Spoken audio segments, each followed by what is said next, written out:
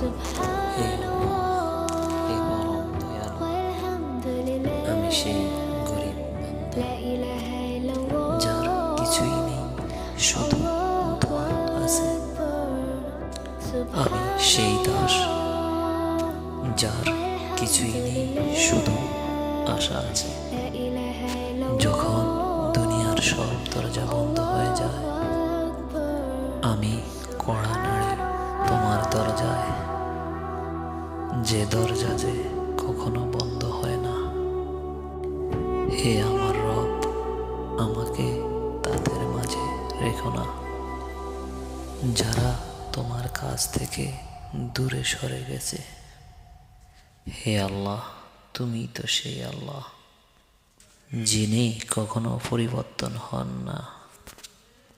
আমাকে স্থির রাখো সত্য বাক্যে।